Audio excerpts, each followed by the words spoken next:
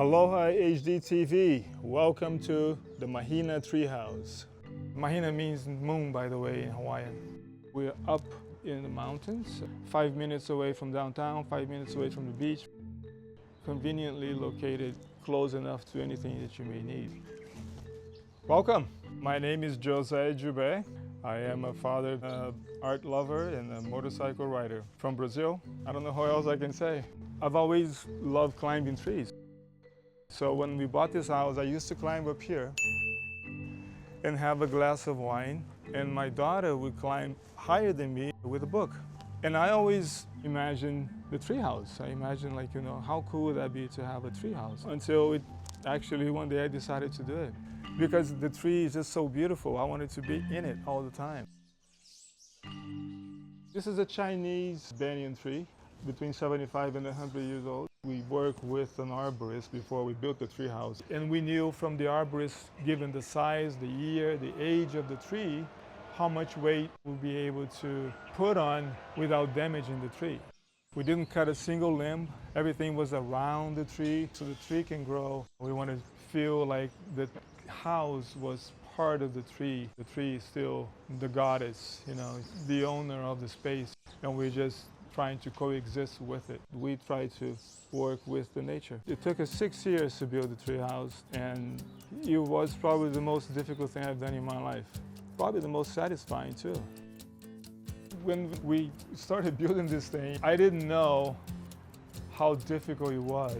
There's no crane, there's no 50, 100 people to help you. Basically you rig everything up on ropes and carabinas, and a lot of skill. But everybody at one point or another have to be hanging on the rig. It's all propane, it's all solar. There's no TV there. We do have internet, but we want you to connect with the tree, hear the birds in the morning, hear the birds now. It's about a connectivity with nature. That's what we're missing. So it was a very harmonious way to build the way we built. Let me show you around. So here you have a full kitchen. Lava rock on the walls. Those rocks, just incredible. Every single piece of wood that you see was reclaimed, from the posts to the ceiling, through the cabinets. They're all remnants. We're using endemic wood. We're not just going to the big box store and buying a bunch of lumber. It's all ohia, super dense, bugs don't like it, and it's very hard to get. And we did it all with it, which is pretty cool actually. It's very inviting, it's very cozy, I think, and it's very organic, Hawaiian feeling.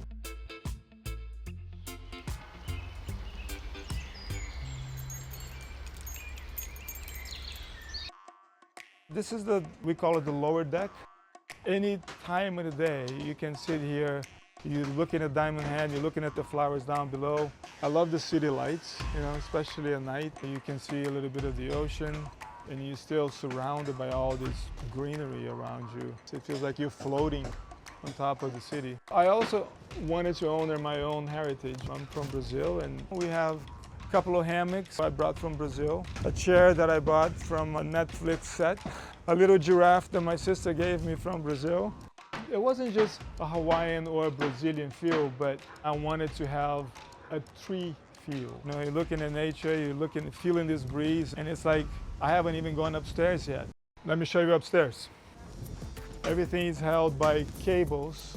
So the whole idea is we don't want this tree house to touch the ground. So just like the San Francisco Bridge has, it has cables. And basically it's supposed to resemble a tree branch, like seamless. It's like it's part of the tree in a way. It's part of a branch. And all the hardware that you see, it was all handmade.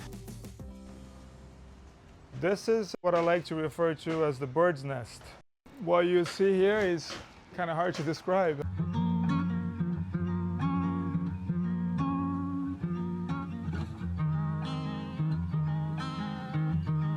You also made all the furniture as well.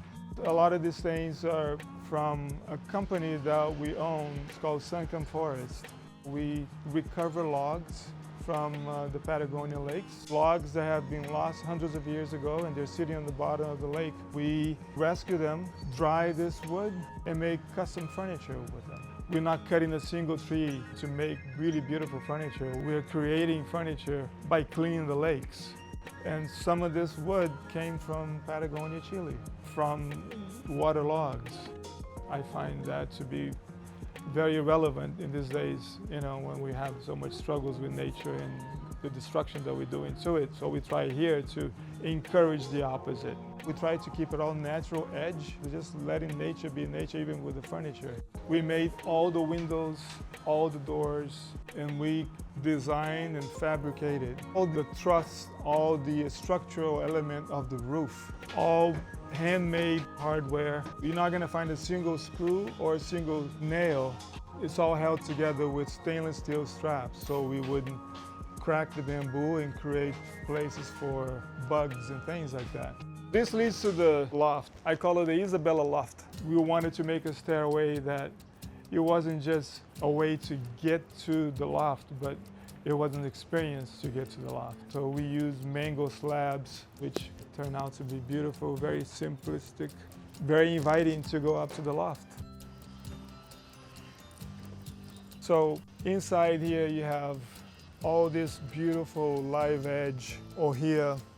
This was where my daughter Isabella used to sit and to read a book on this crotch of the tree right here. So that's why we call it the Isabella Loft. It's very cozy, it's very inviting. We built it in a way where nothing gets wet. And also we made the bed in there as well, so everything is fit to that particular room. Down here, that leads down to the bathroom, and we obviously encourage people to walk backwards because it's very steep. Easy to go nose first.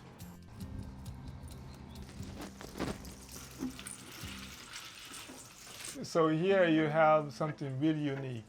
It's a full bath, beautiful shower, and everything else that you need. You wanted the tree to be part of the bathroom and make it feel like you're connected to it. As you can see, it goes from one window and get out on the other. I also wanted the bathroom to have a little lanai where you can get out of the bathroom and just go out into a lanai. Very cozy and very Hawaiian.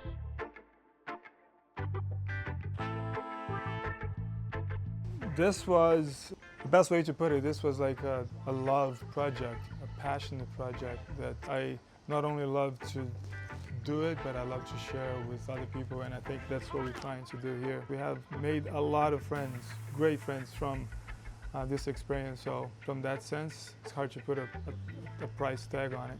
But I spent all the money that I had and some that I didn't have to do this thing.